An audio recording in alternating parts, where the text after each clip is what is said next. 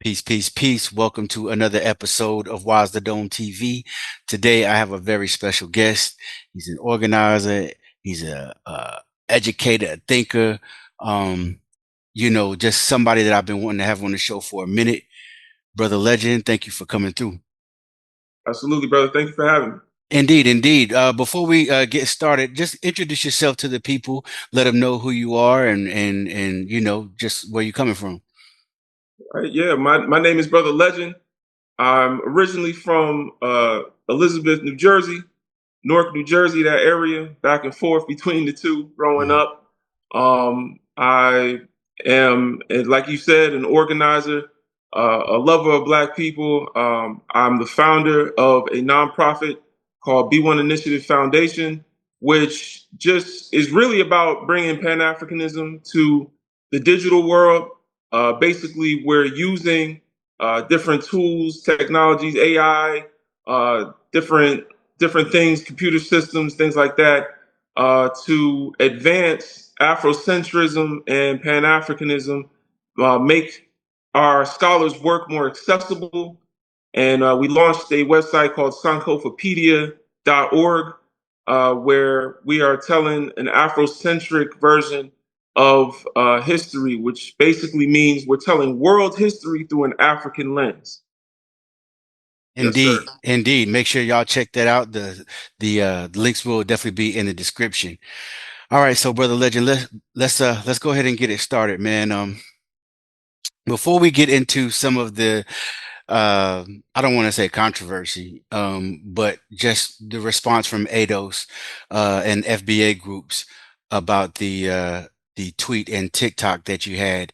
I would like to kind of start from the beginning and with Pan-Africanism. Pan-Africanism is obviously what our goal is. It's our political ideology, but it can be defined uh, a lot of different ways by a lot of different people, right? How do you define Pan-Africanism in today's context?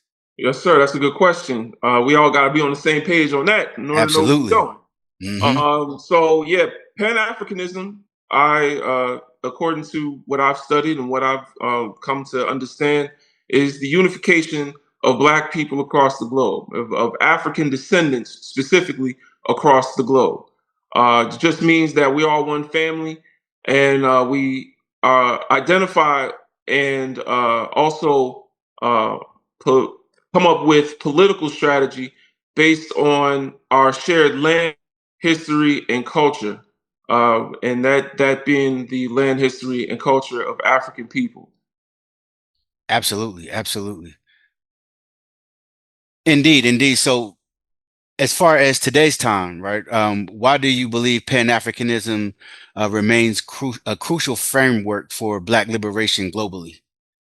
Uh, that would be because it's the only framework that prioritizes the African struggle and African people, the people that are most mistreated by the system of racism and white supremacy. Hmm. So, if we're going to have justice someday in the world, I advocate, based on the work of Neely Fuller, that we have compensatory justice, meaning that those that are the most harmed receive the most help.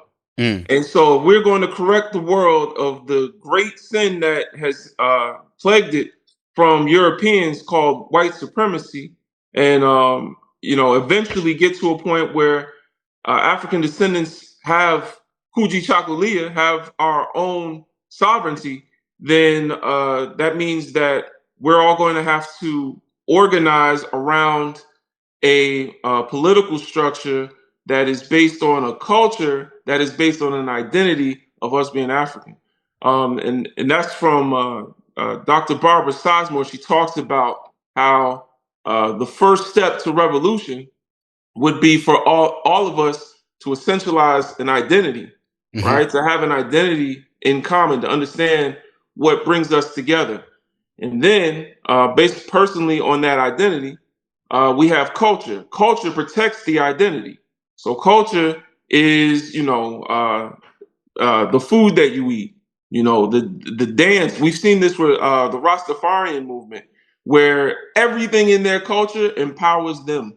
It Mm. makes sure that they understand that that they should be proud of being black.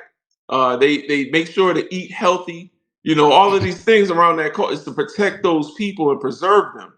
And then once you take it a step beyond that, we have a political structure where now we are going to advance the interests of this culture and of this people. So that's where it begins. Absolutely. And as Dr. Marimba Ani said, our culture is our immune system. And I Hmm. see a lot of people in these days and times ready and willing to give up their true identity in order to assimilate and think that they're going to receive some type of reward from the same people that enslaved them, Mm-hmm. colonized them, beat them, R-worded them. And it's such a delusional idea, right?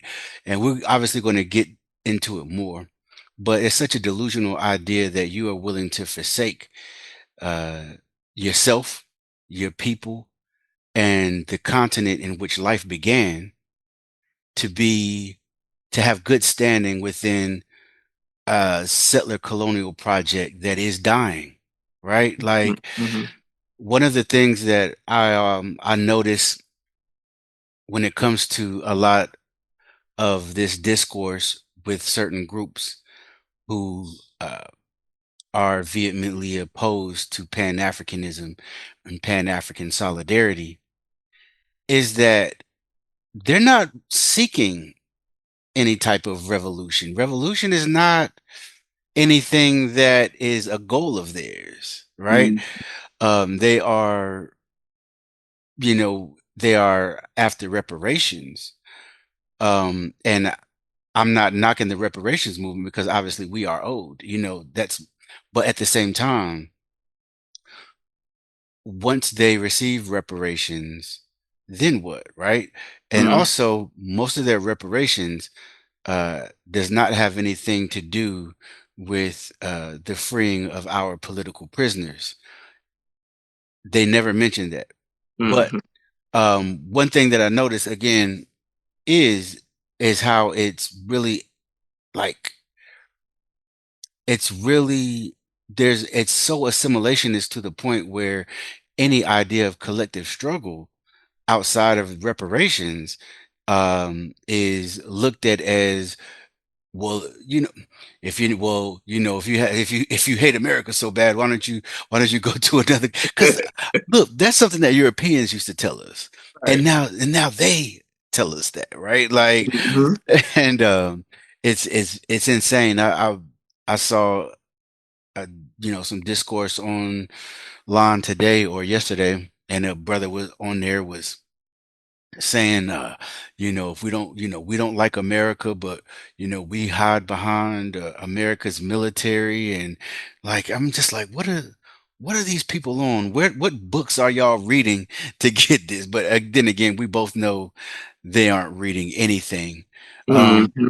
what do you think about the you know nature of these groups when it comes to being counter-revolutionary? Because when we talk about the things that we want, when we talking about, or giving a critique of capitalism or imperialism, um, they will normally come with like some American nationalist talking points where they agree with, and they not only agree with, they support this system of oppression that we are in. They just want more stake in it.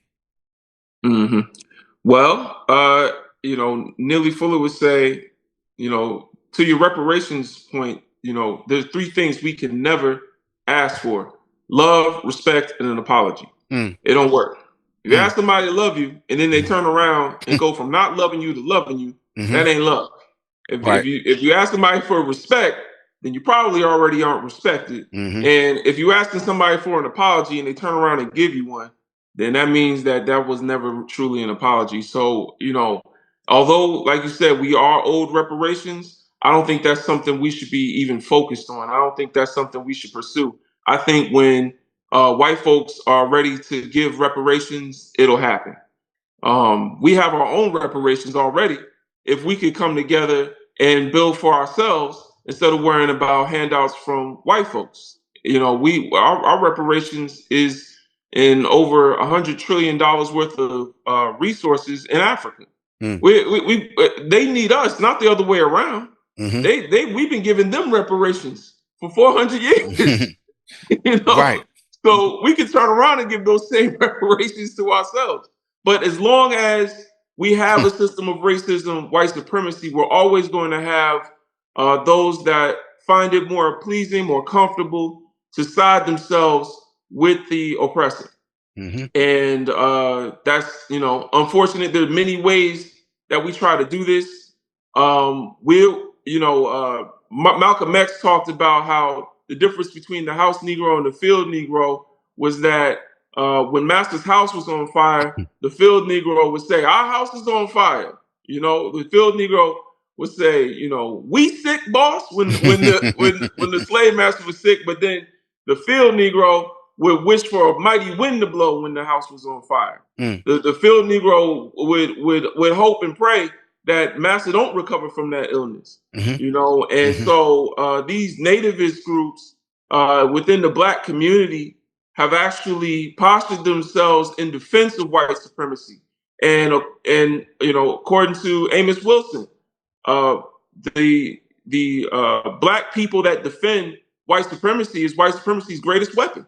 Absolutely. And in order to defend white supremacy, these nativist groups actually they actually attack the African identity. And that's something that we can say, is a form of psychosis for them. They aren't in touch with reality.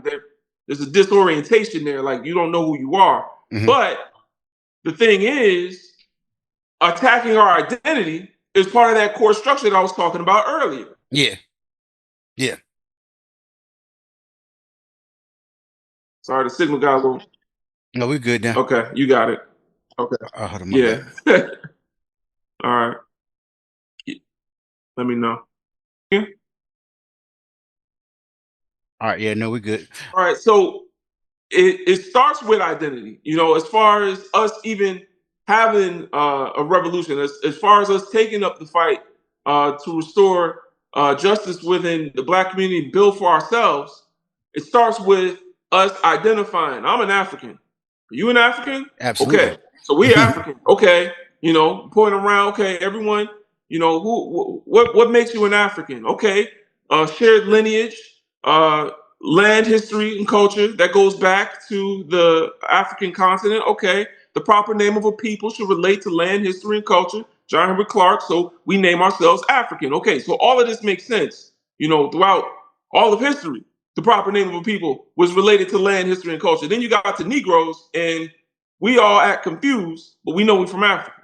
And so then after that, we get to culture. Then we get to politics. Then we get to doing work for the culture. And so in order to basically swipe out the bottom row of the house of cards, these nativist groups attack identity. And, that's on their master's behalf. So let me ask you this. Do you think they know that they are doing the master's bidding, or are they so delusional and out of whack that they literally think they are a part of something progressive and that will lead to the liberation of African Americans? I would have to say I don't know. I would have to say, I'm sure there's some that are subconsciously following what resonates with them internally, and I would say that internally they've been programmed by white supremacy. White supremacy. You don't go to a class and learn how to be a racist or a victim of racism. All you got to do is walk around, live your life, and eventually, functionally, in society, you will see that there are certain themes to how you're mistreated. There are certain themes in movies and in TV and just all over the place. And so that will reinforce you learning what white supremacy is. And then you have four choices. And this is from Francis Wilson. There are four choices that any victim of racism, white supremacy, or any systemic oppression has to react to that systemic oppression. That is submission, that is cooperation, resistance, and destruction, or what I like to call retaliation.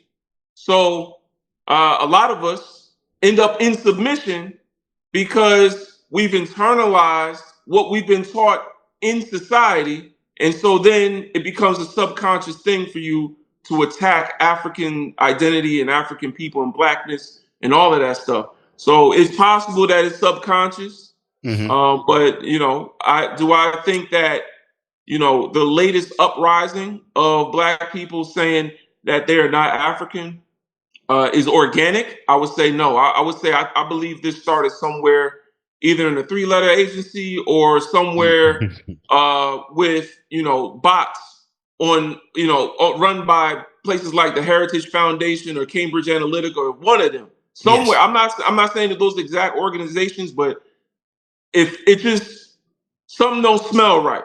You know No, what I'm saying? no, I agree 100% because a lot of, first off, it's hard to even verify some of those accounts are even real, right? Real Right. people, right? Then once you get past the fact that it might not be a bot, it's hard to, you can't really ever prove that it's actually a black person behind that account. And there have been Hmm. several instances where white nationalists forgot to log out of his burner and thought he was tweeting as a black FBA and he was tweeting as himself, right? And this is, Crazy. yeah, right. This is, and it's happened. And so you're right. I absolutely think it's um either from a three-letter organization or definitely from one of those white nationalist think tanks. Definitely, most Hmm. definitely. And like we were talking off camera, first off, I think what didn't that report come out earlier this week or something that said like 50 like 50% of 40%, maybe 30 or 40% of a lot of these social media sites, those accounts are Right. bots.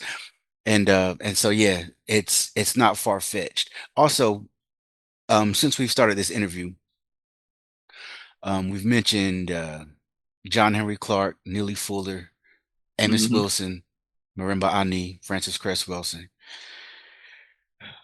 What is the importance of us continuing to study those that came before us, like those master teachers that I just spoke of? Yeah, that's a good question. It's important to study them, to study their work, because you want to look at the full picture. Early in my life, I was raised as a Christian. My father was a preacher. My mother still is preaching. I have deviated from the bloodline. Yeah, yeah, yeah. but I'm still a spiritual person. Me and my wife, practice different traditional practices in African spirituality, Ifa. Mhm, But I grew up indoctrinated, mhm, and I just think that it is important for us to learn more than just what we've been told, mhm, because I made choices in my life now where now that I've become more aware of these systems, more aware of the indoctrination, I'm like looking back and I'm like, man, I cringe at some of the things, you know what I'm saying? yeah. Like Mhm, like we was talking about earlier, like I cringe. mhm. I'm like, damn, I was lost. I was completely turned around. Right. I might have been one of those pretendians. I might have been. I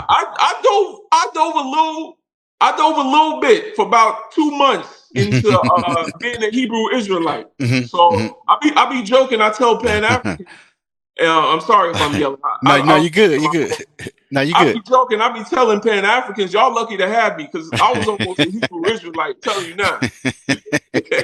But you know what's funny about that is obviously you're a brilliant brother, and I know other brilliant brothers who uh got their start with the Hebrew Israelites. But what happened is they continued to study and they studied their way out of it, Yeah. right? If you don't keep studying and you limit yourself to just whatever that doctrine is that they're giving you, you'll stay there forever. But if you keep Hmm. studying, you'll study your way out of it. And that's how I look at those nativist groups like ADOS and FBA. If those people actually studied, they would study themselves out of it. Right. For a lot of Yeah. people, no, I just wanted to end with this, but for a lot of people, it is a grift and it is a way to get popularity and money that comes with that popularity. Right.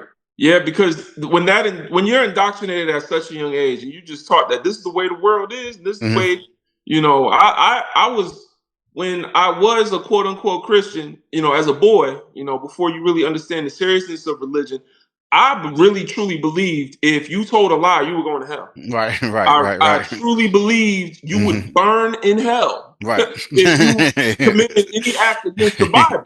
Right. And the reason I say that is because there are many black Christians where they go to church on Sunday and act another way during the week. My father was a preacher 24/7. Mm, Okay, so part of it I'm appreciative because it taught me a type of integrity. The hmm, man that you see right now talking to you, I'm the same man when the camera is off, man. hmm, I only know through my father I was taught to just be one way. Stand on your beliefs, hmm. have integrity, nothing makes you fold, but always, and maybe I added this more than he did, but always be open to changing when you're presented with new information. So when you got new information, you gotta be willing to, say, hey, I was wrong there. I now know something I didn't know previously. And now that I understand this and verified it, I should adjust my actions and my thoughts. And so, I think it's important that we study those scholars and continue to ask questions, continue to ask why. That's the most important thing any black person can do. Neely Fuller said if he was to make a flag for black people, it wouldn't be the red, black, and green.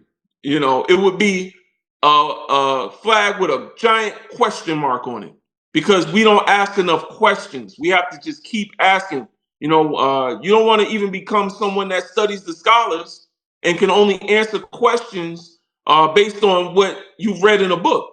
The idea is so that you can always think critically and ask yourself, what's really happening here? Right, Nothing should confuse you. right. Confusion is the enemy. Yeah. So, yeah. No, for sure, for sure. So it's, we spoke of these nativist groups, ADOS, FBA. How have these groups and the state forces actively worked to undermine or distort Pan-African thought? Um, I see so much confusion around what Pan-Africanism is for a lot of people who might just be stepping into these spaces, which is why I had you define it in the beginning. But I've seen Pan-Africanism be conflated to uh, the scientific theory out of Africa theory, which is not that. That's a scientific theory. I mean, and don't get me wrong, a scientific theory is not just a regular theory. Scientific theory is based on accumulated facts. But I've seen Hmm. that conflation there. I've seen Yvette Carnell and Tariq Nasheed and all of these other people be extremely disrespectful to our brothers and sisters on the continent and also the rest of the diaspora. And again, it goes back to, are these, founded by three-letter orgs, or are these founded by, these white nationalist think tanks? And then you begin to look at Yvette Carnell and her start with that right-wing anti-immigration group before she even became, before we even knew who she was. She was Hmm. a part of that. Then all of a sudden now she just, she's a part of our community, and she's over here telling us that Pan-Africanism is dead, and we are culturally closer to So she got a Europeans. snow bunny? She absolutely does. You know what I'm saying? She absolutely does. Right. And she said things like, we're culturally closer to Europeans than we are Africans. And it's so interesting because these people, one, there are so many African retentions that we still have that you might not even know that they're African retentions. It's funny.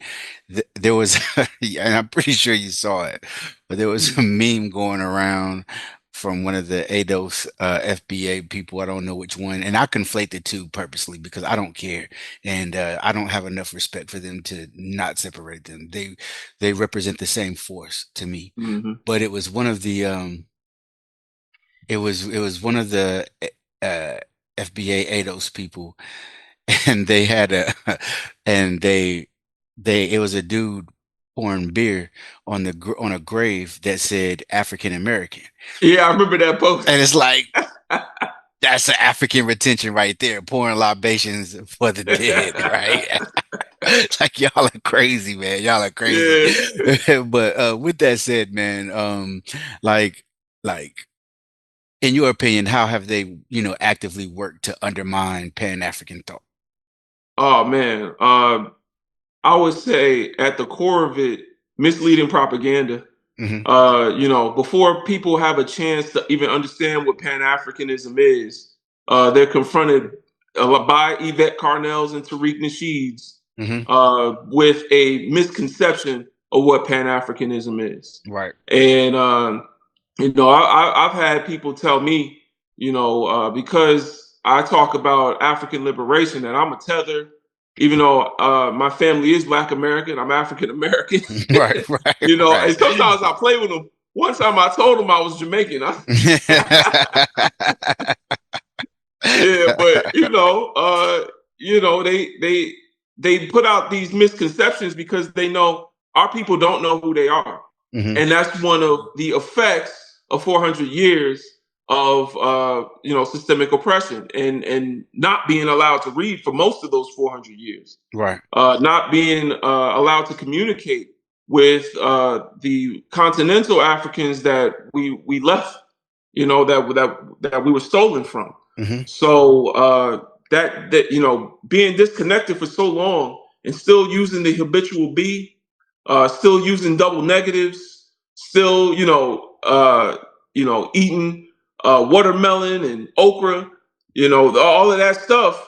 Black eyed peas, that's another one. Hmm. All of that, still retaining all of that is amazing. It shows that white people are not God, that they can't just erase a people's identity, and Hmm. that it stays with us. Hmm. It stays with us, and it's still with us today. So anyone trying to distance themselves from that in an attempt to get more dollars with slave masters' faces printed on them is going to let me know what I need to know about that organization.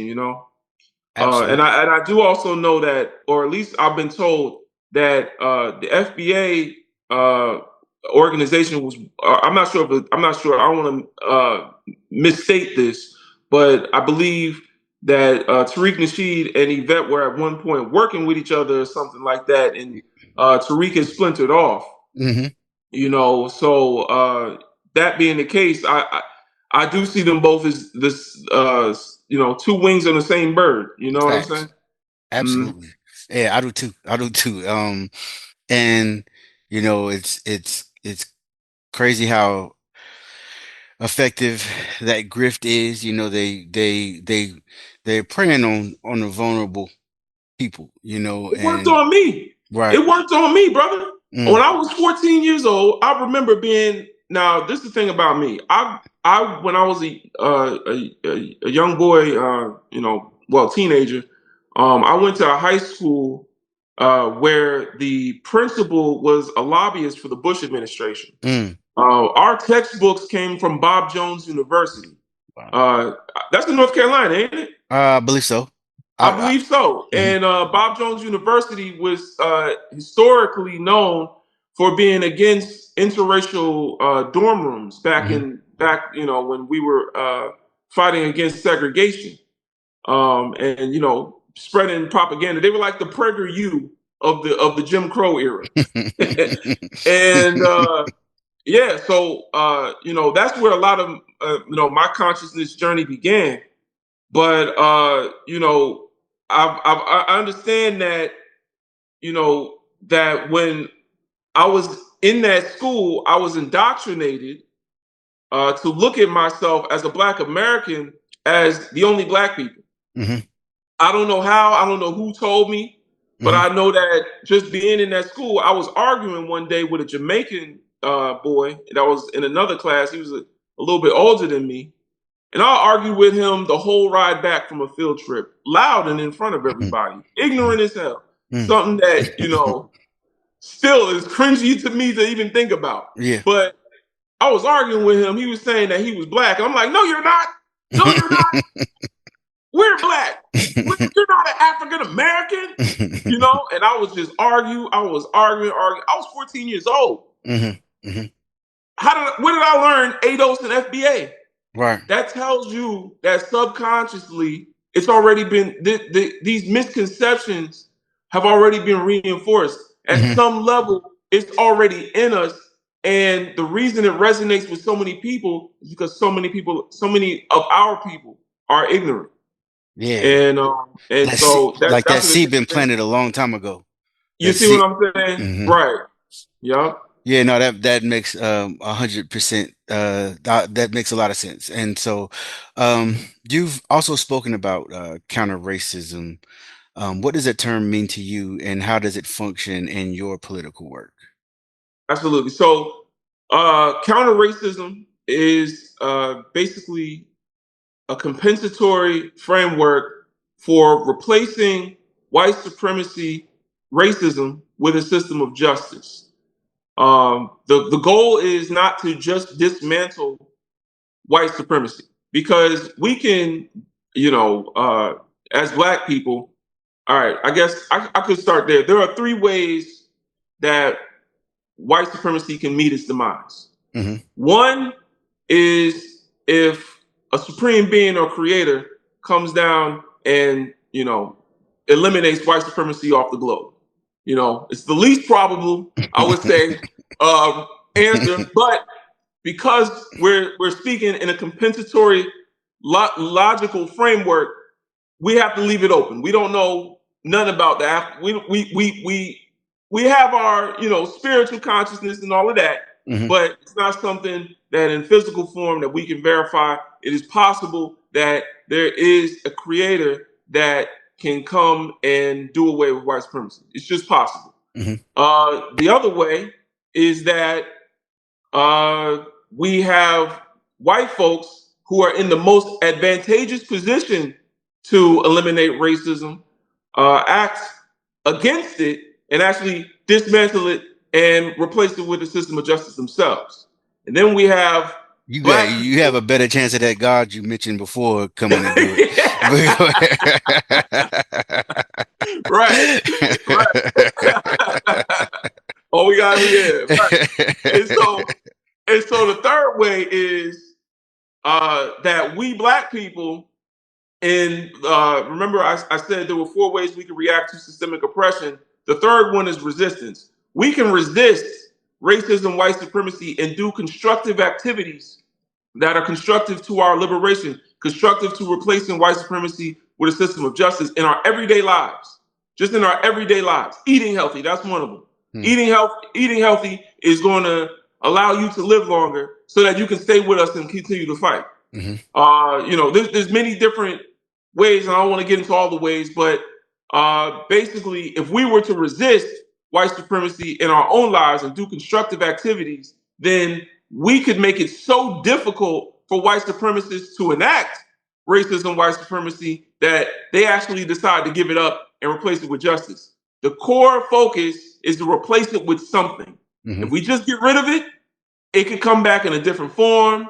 It could come back in the same form. They could just pause it for a while and then just return back to it. We need to replace it with a system of justice, because white supremacy is literally a criminal organization. It's just criminals doing crimes against humanity. Absolutely. And yeah, we would have to stop that and return justice, or not return justice. Justice has never been, it's never been actualized. But to have justice would mean to basically, I'm gonna give you all the definition. Those basically, I'm sorry, hold on, I'm trying to start at the beginning. Okay, so justice is understanding that there's a guarantee there is no harm done to anyone. There's a Mm, guarantee. So I won't harm you, you won't harm me. That is the promise. There's a promise that that will not happen. Now, should someone be harmed, should someone, fall under a tree branch, anything, something happen, then we also would provide that person that is the most harmed with the most help. So we start with whoever is the most harmed, they receive the most help. hmm And so that is what justice is. hmm And that's compensatory justice. That's why when you see the scale, the justice scale, you see it moves like this. And one of the scholars, I don't remember who, talked about how the scale is always off balance. If you notice, like on in different drawings from Oh, it Europeans, is. it's always off balance. Always. Why is that? hmm hmm No, But that's yeah, go ahead, bro. You no, gonna say? that's real. No, that's real. I wanted to ask you how does that intersect with Pan-Africanism as both a strategy and a worldview? Mhm. Well, as Africans, we are those that have been the most harmed. hmm In a lot of ways, other people groups are harmed in ways that were tested on us. Right, you know, and right. and and usually, and Dr. Wilson talks about this, how we hold the most potential for passing along our melanin genes, our phenotype. We hold the most potential for having non-white children. hmm And so, because of that, we're deemed the number one threat. And all across the world, whenever you see lighter skinned people living with darker skinned people, you will find that the darker skinned people are at the bottom of society, and the lighter skinned people are at the top. And that dives into Afro pessimism and Dr. Social Muhammad, but and social death of right, yeah. yeah, right. So I mean, we can get into that, but at the core of it, we can't achieve Pan Africanism fully. We might be able to achieve some aspects of it. We saw that with the Rastafari movement. They got as far as culture. hmm They got as far as culture. They went beyond identity. They was on the same page enough to have a culture that, of course, the white supremacists saw as a threat hmm initially, and then co-opted, appropriated, spun around. So now we've got Bob Marley movies that are just about good vibes. Right, right, You know what I'm saying? Yeah, right. that's what they do. They do it over and over and over. I'm tired of us falling for it. Every Yep. time we put some revolution in the music, they turn it around to where, oh, it's just about feeling good and feeling hmm nice and the vibe. hmm Yeah. And It's for everybody. they'll make it or obviously they couldn't in the Bob Marley case, but they'll often when it's an African American, they will frame it as oh, this is an American creation, and they'll present it to the people as if see this is American brilliance, but really Mm-hmm. what it is radical thought showing you that your American exceptionalism is a lie. Mm-hmm. And we are still colonized people within this country. Right. And but they'll always find a way to repackage it, present it as more American exceptionalism. They do that often with a lot of well, I know they did it one time, 80s, 90s jazz type Mm-hmm. documentaries. Yeah.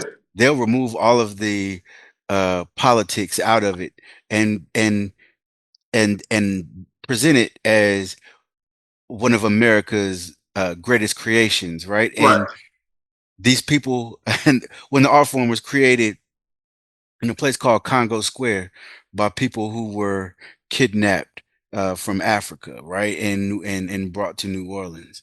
But I'm saying that to say this,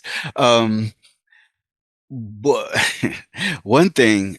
that I just find um extremely wild. And we're in Black August, right? At a Mhm. time where people are fasting, working out, with the emphasis on fasting, working out, studying, training, meditating, praying, and uh, commemorating our political prisoners and those who have been martyred by the state. Mhm. And FBA and ADOS choose this time to say, we are going to boycott African stores. Mm. What is your thoughts on that, man? That was a misstep for them. If they were listen, man, if they was trying to achieve something with that, they should have sat their ass back on the internet, just stay up on there, man. That was a misstep because it has now exposed how few of us actually agree with the ADOS and Mm. FBA logic. To Hmm. many African brothers and sisters that I speak with Hmm. that were concerned about, FBA because FBAs talk like a people that are getting ready for a confrontation. Like Absolutely. they talk like they're really about something. Hmm. And many African people that come to the West, come to America, they hear this rhetoric and they're like, "Whoa, is did I just step on a landmine? Like, what's about to happen out here?" And now I've had conversations with them, and they're like, "Oh, okay." So we're seeing the videos. A lot of y'all African Americans is not rocking with these people. Right. Most of us Yeah. aren't. and and to be honest with you, a lot of people don't even know who they are. Like you might Mhm. mention, like they're really, it's interesting because they're really non-factors, but they're extremely loud, so they have to be addressed. You know what I'm saying? Right. Um, Right. and so yeah, I think attempting something like that on Black August kind of shows how politically uneducated they are Right. and out of touch with Black people in general. Hmm. And you're right, it was a misstep. And as they say, never interrupt your enemy whenever he's making a mistake. And so Right. um, sit there and let them continue to expose themselves.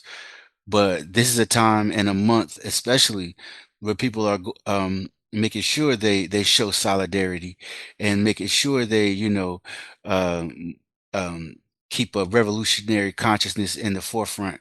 And Hmm. so, like, that was just pretty wild. And Insane. yeah, Insane. They should be ashamed of themselves. facts. They should be. They should be.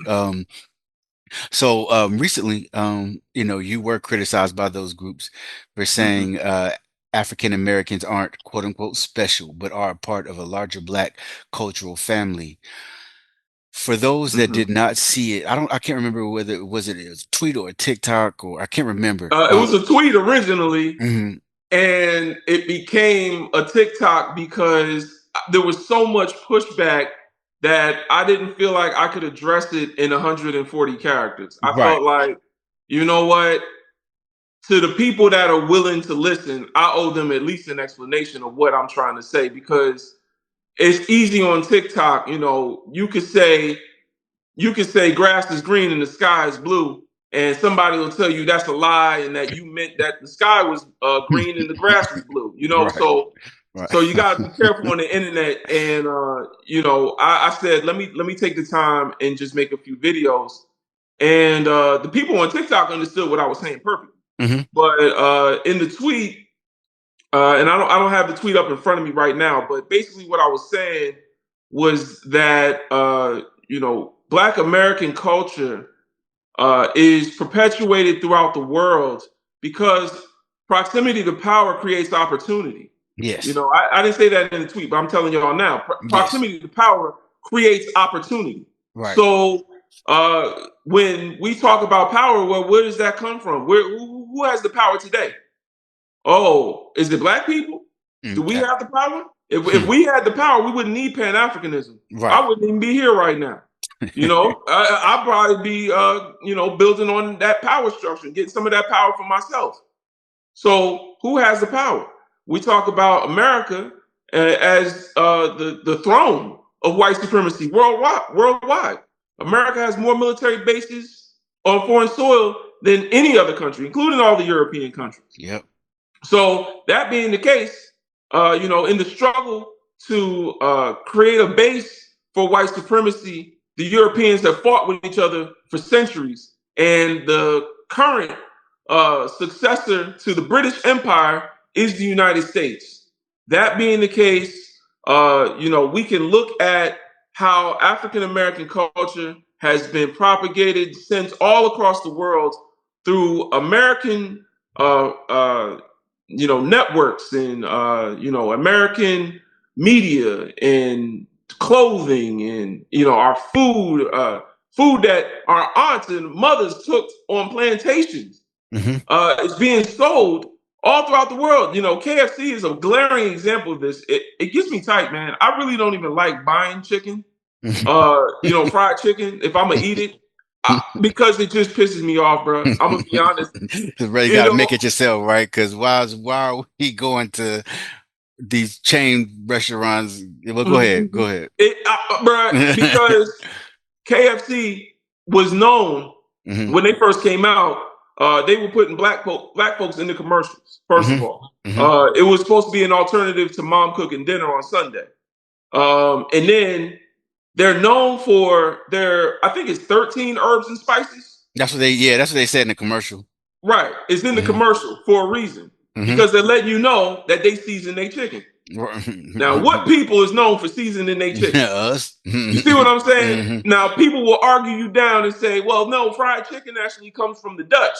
It was originally cooked in a Dutch oven with a skillet. Ain't nobody trying to go nowhere and get no Dutch fried chicken. Yeah, ain't nobody want that. Don't nobody want that. Because they wasn't seasoning their chicken. We were the ones that said, "Nah, we're gonna throw some paprika, some pepper in the flour. We're gonna spice this thing up. Some garlic powder, things like that." And so this KFC took our food, put a white man's face on the box.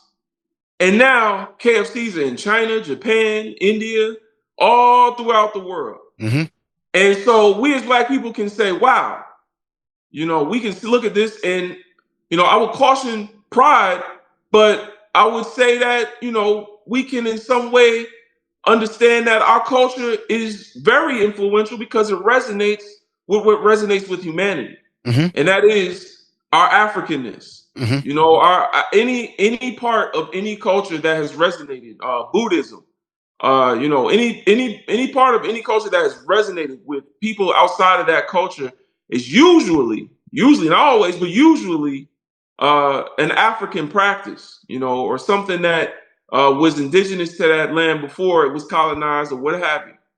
And so, I'm not saying it's the reason our culture resonates, but I'm saying that the reason people know so much about Black American culture is because Americans have taken our culture and appropriated it, lacking a culture of their own. They've appropriated our culture. Also, culture is passed down through the mother.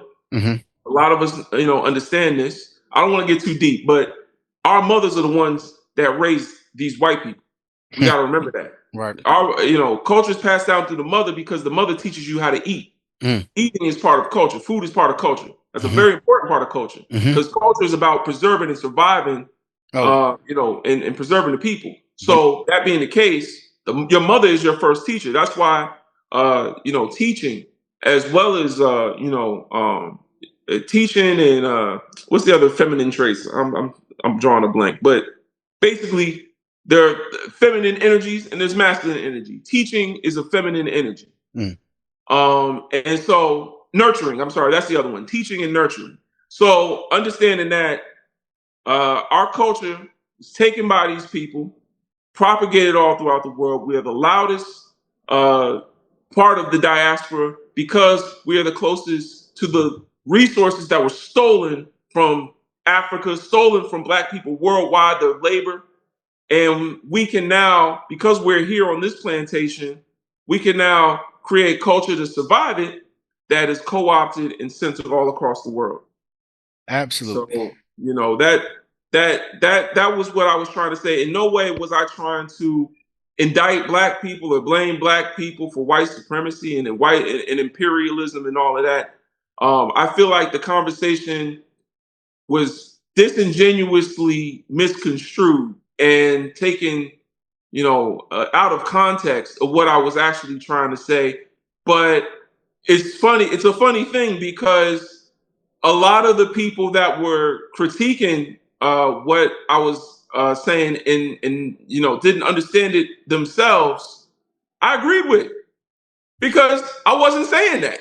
You Yeah, know what yeah, I'm saying? yeah, yeah, yeah. I think part of it too is how a lot of them, obviously, we know that there's a sensitivity around that subject, as far as Black culture and specifically the African American expression of African culture, because, there have been, I guess, there have been claims by some people that, I guess African Americans didn't have a culture, right? I know, but Mm. and so The white man told us that. absolutely. That's where that started. And but I think part of the issue, Mm. outside of that sensitivity, is them not understanding the nature of capitalism and how capitalists will package African American culture for consumption Right. and make money for it all over the world. Um, this is not necessarily, and so as far as the quote unquote, we're not special. Hmm. I look at it as, Well, I was saying we're not that special. yeah, yeah, Every culture is special. yeah, Right. exactly. No, Mm. and I didn't mean it. I didn't, and whenever I didn't take it as if we're not special. I think Mm. that's more of a Black colloquialism that's like, you're not special, man. Like just meaning like there's others, Yeah. right? Right. It Yeah. doesn't mean that on a on a on an individual basis, your culture is not special. We Hmm. obviously know that is, and we would never bear witness to anything like that. But Hmm. I took it as, so there was an article that came out with one of these European record execs, uh, and he said that, hey, with Afro beats, what's going on in South Africa, Hmm. what's going on in a lot of different places on the continent musically, and the popularity that this music is gaining worldwide. Hmm. They were bragging about how Africa is the new frontier for them musically, Mm. meaning they're going to go over there and try to do the same thing that Oh they've yeah. done to Black artists here, Yes. right? And so that's how I took the we ain't special is, look, when these Europeans and these capitalists see something that they can exploit, Hmm. when they don't care if it's Jamaican, they don't care if it's African American, they don't care if it's Nigerian. They're going to repackage it and they'll sell it and they'll make it popular, or they'll add on to its popularity because of the visibility they can give it, because this is empire. This is what Right. empire does, right? And Right. I think a lot of people kind of miss that part of it. But either way, I knew what you were That. getting at from the beginning, Yeah. That's how you spin a counterculture on its head. That's how you get them uh, to to seem like I would say to dilute the conversation, to divert the conversation. Instead of actual culture leading to revolution, what the white power structure has shown us time and time again they're willing to do is just appropriate it. We'll make statues of Malcolm X. There's a statue of Malcolm X in Illinois. hmm What in the hell would Illinois know about Malcolm X? They haven't lived to his vision for black people. They haven't in some way replaced white supremacy with a system of justice or done anything or followed anything that Malcolm has talked about. But for some reason, they will make a statue of him. They make statues of Martin Luther King. That's their way of making it seem like, okay, yeah, it's okay that these people existed, but now we get to tell the story, meaning white people. Now white people get a chance to appropriate it and water it down to Martin Luther King was just about peace and love, and he just wanted everybody to get along, But back to the culture thing, I would say that if any other black people group on earth were to be put in the position that black Americans have been in, then their culture would be just as popular. And what's going on, I think, with the with Afrobeats is that they are trying to stop the youth in Africa from becoming too radical. I've heard some Afrobeat songs where I'm like, oh, these brothers know too much. You know what I'm saying? Even Burna Boy, even though some parts of his career that are questionable as far as being a Pan-African, but even he identifies himself as Pan-African. Even he talks about the unification of Africa, and this music is resonating with the whole world. With African people in Brazil and African people in America. Oh my goodness, this music is starting to catch on. Right. Then we got to do the same thing we did with reggae music. Yeah. We gotta water it down. And I'm someone actually, and for 10 years of my life, I worked as a music producer. So yeah, I saw know you a say lot. that. Yeah, you were saying that. Yeah. So I understand a lot about how propaganda works. I've made propaganda intentionally. I tried to put an intentional pro-black message. I would have said pro-black at the time. I did not come to an understanding of Pan-Africanism until later in my career. But I've also made propaganda that was harmful to black people and harmful to black men. A lot of my journey to Pan-Africanism started. There were three major events that happened in my life, and one of them was the death of Pop Smoke. After working with Pop Smoke, and my wife knew him. We would drive him to his hotel whenever he come to LA, and wow. we would be in the studio, and I worked with a lot of artists that were around him. That his manager was also interested in and stuff like that.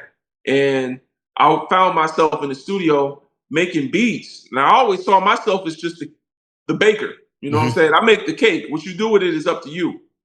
And that's how I tried to wash my hands. You know what I'm saying? Yeah. But I found myself working with people that, very anti-black as far as black men. We enjoyed self-destruction. Right. We enjoy making music about killing other black men, because I was in hundreds of sessions, thousands possibly. And I ain't never heard them talking about taking it to the white man. Right. But it was inward, I'll do this to you, I'll do this, I'll do all type of stuff. And when I saw Pop Smoke last, I actually left the studio early. I was getting a weird vibe, bro. I don't know if it was the ancestors, I don't know what it was. And some of the people in the studio that night was like, what was up with you? Like, I was just like, I don't know, man. I just, I felt I didn't want to be in the studio that night. Like, I just didn't want to be there. And but the one thing that he told me, he was like, "What's good, King?" And I remember when he said that, I was like, "Wow, man, this dude with all this ice around his neck and all this success, worldwide success, just called me a king, man. I should act like one." I was just a passive thought. I said to myself, literally corny as hell, cheesy. I literally said that in that moment in my mind. I was like, dang, he called me a king. I should act like one. And we were watching the Malcolm X documentary on Netflix that night, which is another funny thing. Hmm. The news that just come out about Malcolm X being assassinated by a black man from New Jersey, and I was the only guy in the room from New Jersey, and Hmm. all these other dudes was from Brooklyn, and so they were like, "You did it! It was your people." Damn. But no, but anyway,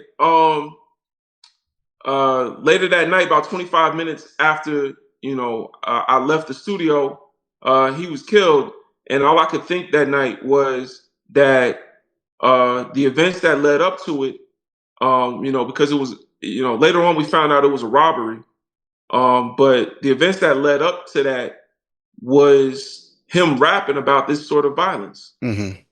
and he was rapping about that on my music. Hmm. Why was I making music that would lead to someone ending the way that they lived? You know what I'm saying? Not to say he lived, he was a good kid, man. Hmm.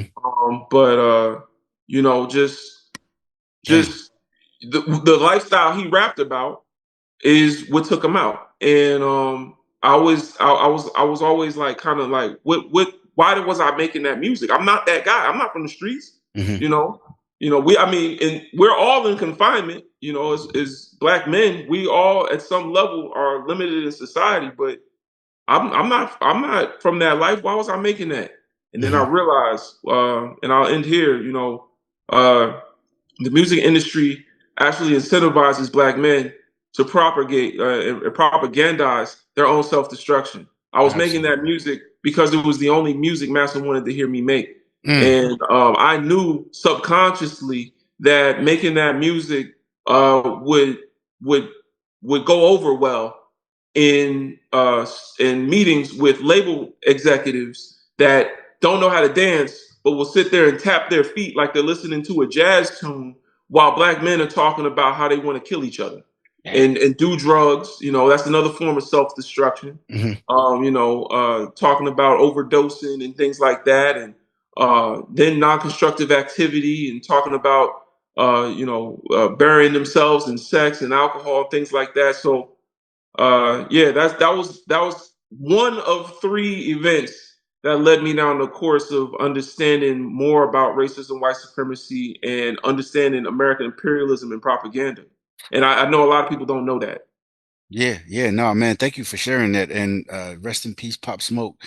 And I just wanted to kind of, say as far as the culture thing, again, I never took that as you or a slight and as you not, having appreciation for what, our ancestors have done here on this land.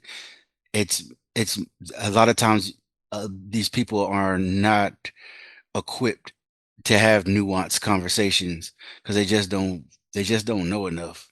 And Mhm. but I would also like to give a shout out to African people everywhere, man.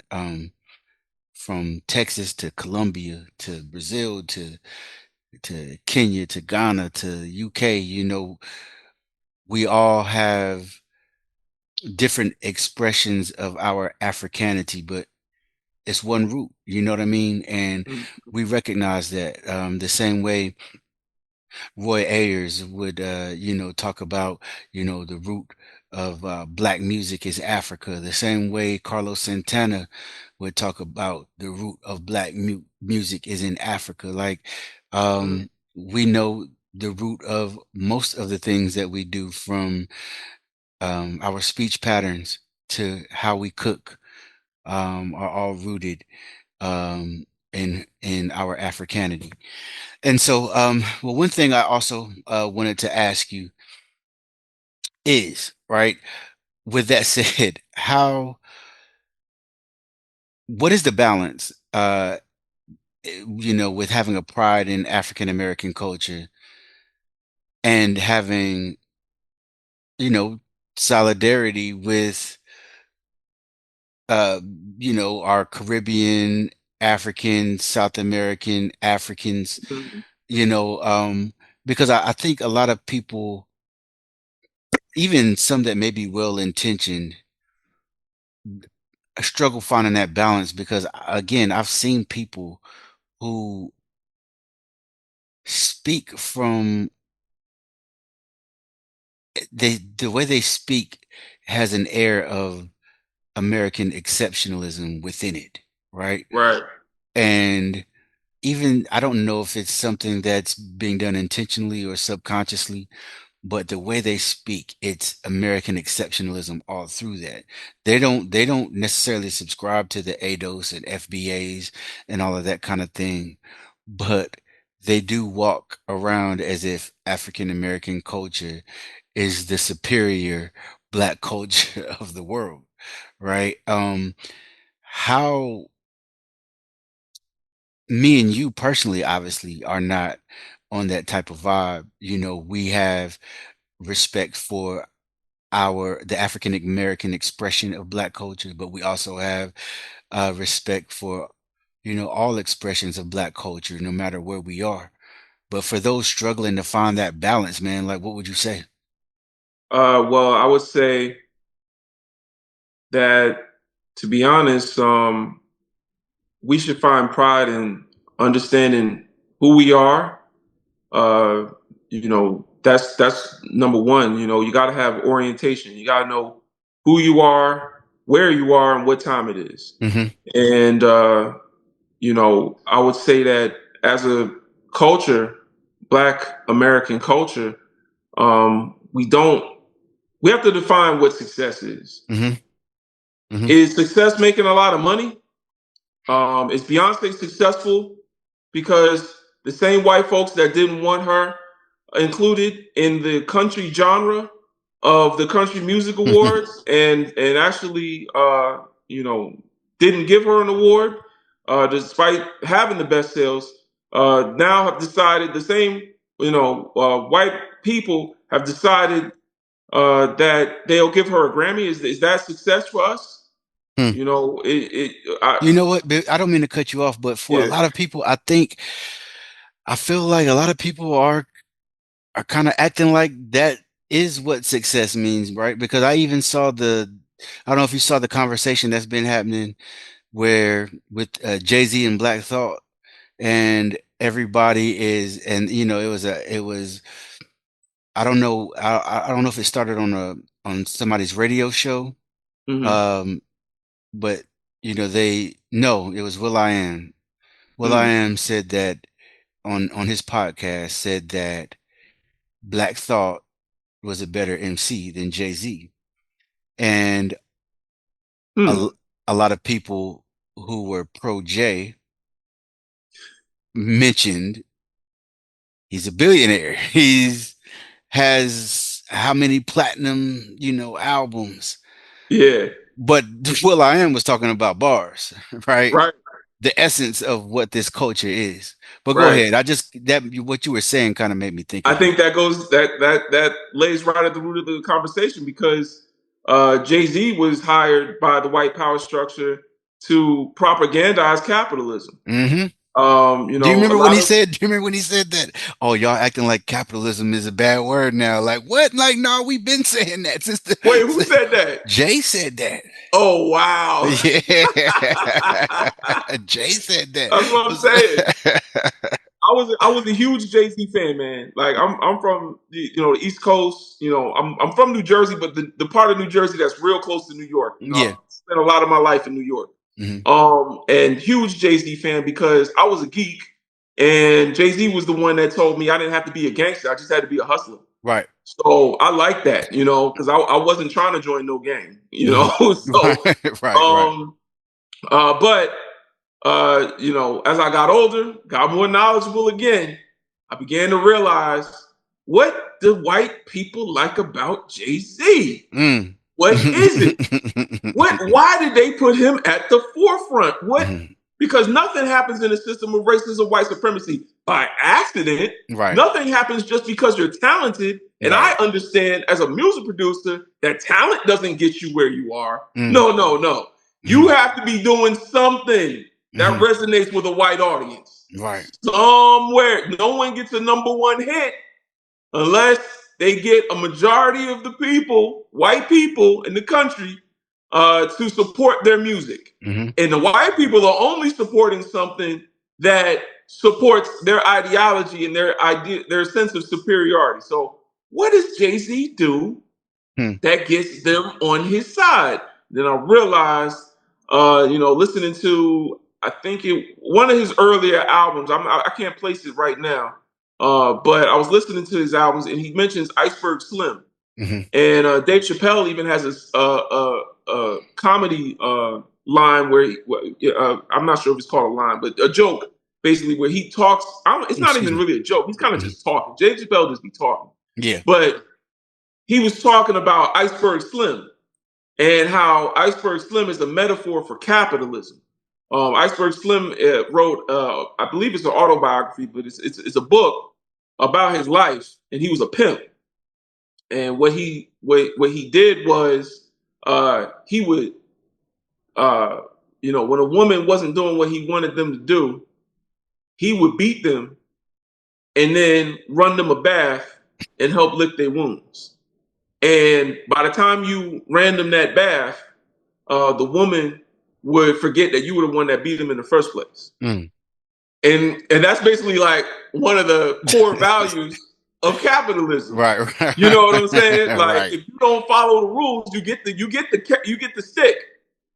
And then when you get the carrot, you forget the stick even happened. You done made it now. You rich, Hmm. and you act like none of that ever happened. Jay-Z is someone that when I look at being a billionaire as a black man, I'm like, man, do I want to be a billionaire? Well, let me look at Jay-Z. What did he do? He got a song where he talked about shooting his brother. Yeah. Imagine shooting your own like your blood, your brother. Like he talks about how he sold drugs to his mother. Hmm. Oh my goodness, I can't imagine that. Well, recently, like, well, not recently, but on his last album, which is probably about 9 years old, that Mm-hmm. was during the whole Kaepernick thing. Oh, And before he got, I guess, right when he got his job with the NFL, on the album, he said, yeah, we're past kneeling now.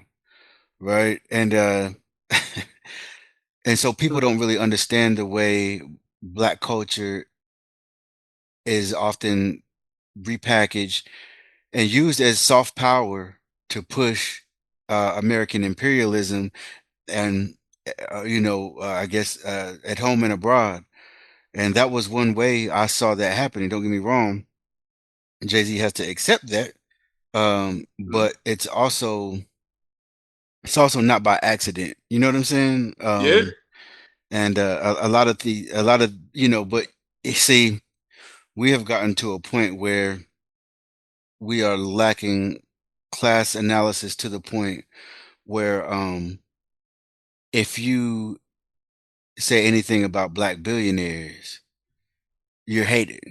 right, right. And that's that, and that's the core of it. That American exceptionalism, and capitalism. Basically, I don't know another word for it. I'm always learning, y'all. You know what I'm saying? It finds a way to justify itself. Like once someone is rich, it's almost like anything that they did to get there doesn't matter because they're Oh, successful and you're absolutely. not, so you can't Yeah. talk about it. Right. You know what I'm saying? Hmm. There's a quote that says capitalism rewards sociopathic tendencies. Mm. So basically, the people that make it to the top are the sociopaths that are willing to do anything to get there. Hmm. Because he is a billionaire, I have to assume that at some level Jay Z has behaved like a sociopath, and that's not something that I'm capable of.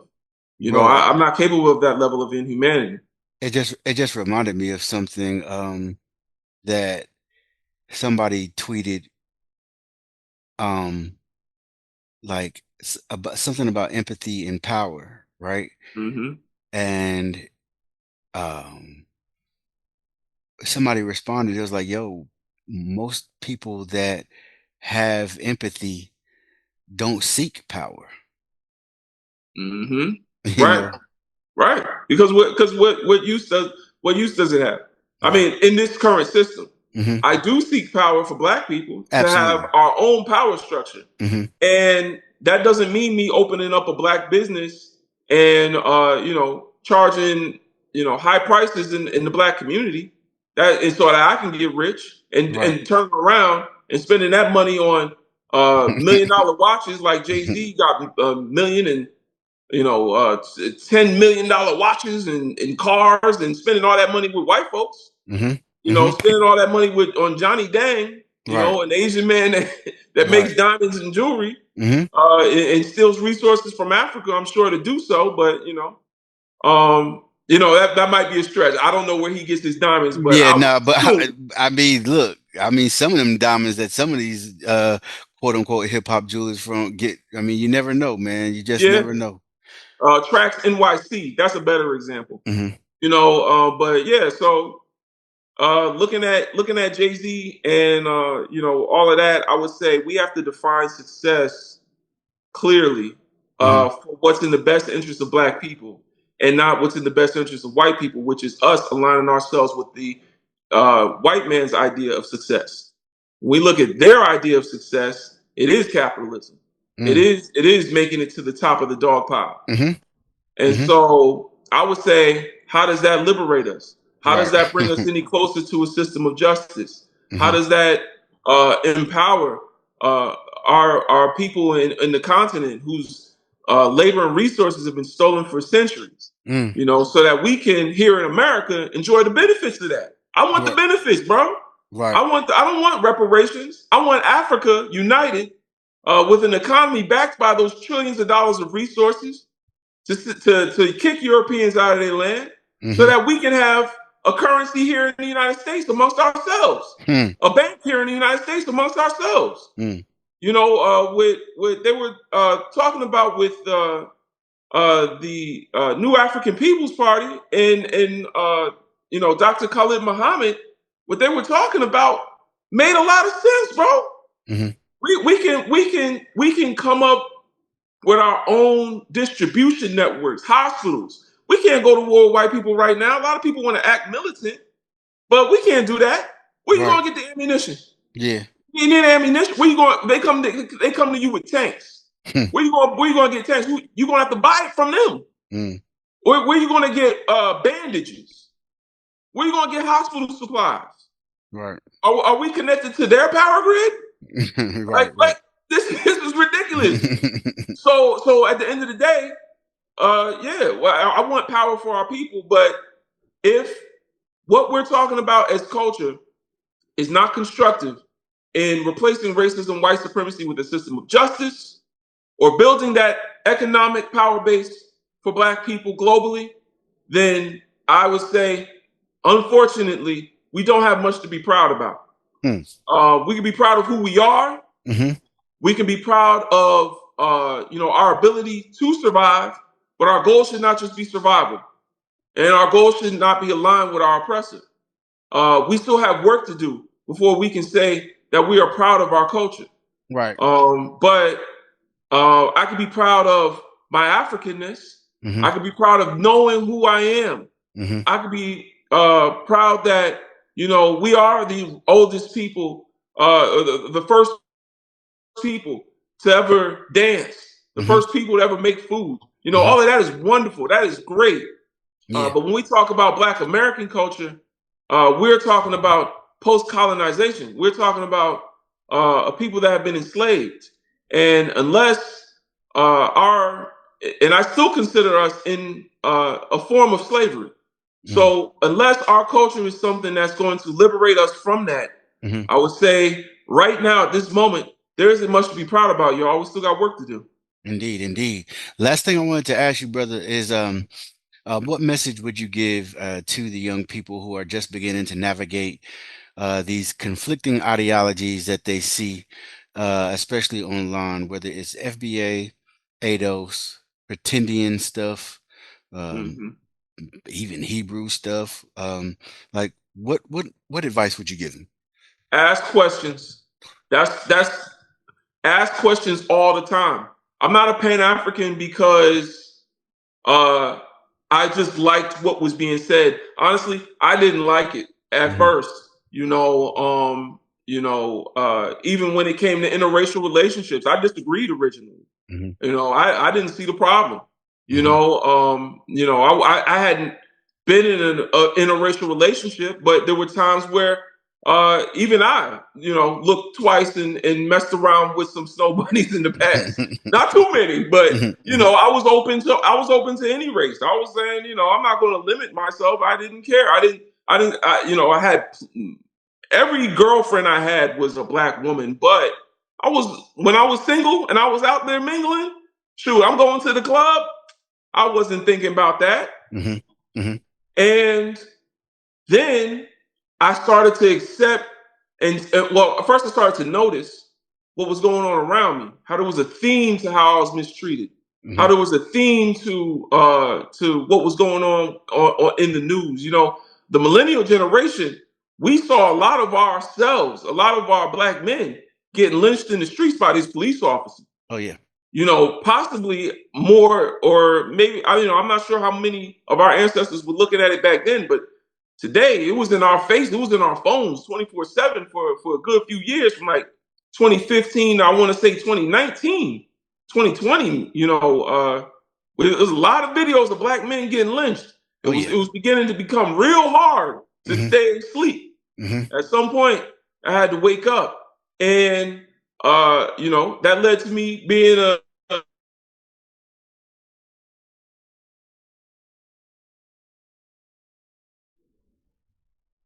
Peace. We're back. We had a little technical difficulty, but we right back. But like right where what we were building on the before we had the technical issue, was that you were going to give some advice to young people who were right. just beginning to navigate all of these conflicting ideologies that they are being bombarded with. Right. And so what I was talking about was my personal path to Pan-Africanism. And that was basically that, I wasn't born with a pick in my hair and my fist in the sky. You know what I'm saying? I was heavily indoctrinated when I was young. And, that was reinforced in society. And eventually I start to ask questions. And that's what we have to do. The reason I have this red, black, and green behind me, the reason that I'm able to have a platform where I'm sharing what I've learned is because I'm still learning. There's things that I agree on today that I didn't agree on 3, 4, or 5 years ago. If y'all talk to Legend 10 years ago, I was a different brother. I'll tell you that right now. I was never Yvette Carnell or Tariq Nasheed or none of these. But Dr. Umar talks about the difference between a Negro and a coon. A Negro is someone that don't know no better, and a coon is someone that has been presented with the information and has decided to attack.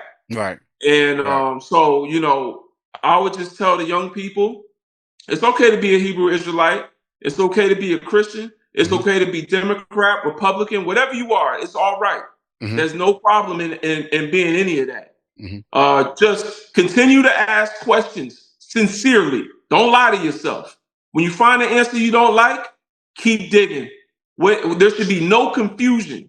Anything that confuses you, continue to research until you understand that thing in and out. Confusion is a weapon of white supremacy. The FBA and ADOS love to confuse people about who we truly are. And white folks have been doing that for a long time. So anything that confuses you, then you need to continue to study, continue to learn. And the reason I ended up on the Garvey side of things was because I questioned things and questioned things and questioned things. And the only thing that made sense was Pan-Africanism, Pan-African nationalism, and counter-racist, compensatory counter-racist structures. So basically just understanding that white supremacy needed to be replaced with a system of justice. And so that's like the left and right. And once I got those two, I will continue questioning, as I always do. But I'm going to tell y'all now, all my answers have led me here. So I hope it'll do the same for y'all. And I hope I was able to share something constructive with y'all today. I'm not the Dr. Umar type. I'm not the type that tries to present himself as some militant black man that has always been pro-black and has all this dogma and stuff he's going to tell you. I'm just as imperfect as anybody else, but the answers have led me here. So I'm here and I'm going to keep asking questions. Even to Pan Africans, I'm going to keep challenging us. I Hmm. challenge myself daily. Malcolm X was a great teacher in teaching us the ability to self reflect. And so I continue to do that. I'm going to leave y'all with this. Malcolm X had a way of going about teaching Black people as part of the Nation of Islam, and he called it wukusu, Mm. which means wake up, clean up, stand up, and Mhm. that's the acronym wukusu, WUSUCU. I'm Mm. sorry, other way, WUCUSU, wukusu, and what that means is wake up, meaning awareness, right? That's knowledge. You know, wake up, start to read, start to dig into things. Clean up. Once you have the knowledge, behavior follows belief. So once you believe, once you understand, once you have that knowledge, you take that and now you have to behave differently. So it's up to you to clean up. And then once you understand and you've put those thoughts into practice and you've taken that knowledge and you put it into practice, which is with yourself, now it's time for you to stand up and come and build and work with us. Absolutely, absolutely. Brother Legend, man, everybody know how they can find you and follow you on socials and everything else that you got going. Yes, absolutely. My TikTok is BIGBROLGND. I'm not sure how long that's going to be up there, but it's Big Bro Legend, BIGBROLGND. You can also find me on Twitter. I'm on there more because currently I'm not sure how long TikTok is going to be there, and I still want to be able to continue to share constructive information with Black people. I also encourage y'all to check out b1initiative.org. We're looking for volunteers to help us work on these tech projects. Right now, we're building a project called Grio, which will use a knowledge base of the ancestors' books. You know, John Henry Clark. We got Malcolm X, Dr. Wilson, Tommy Curry. We're just putting a bunch of books and different data sources together, and we're creating an AI that will be able to explain things in layman's terms because we understand confusion is the problem. We got to no longer be confused. We need something that can spit it out to us in plain African American English.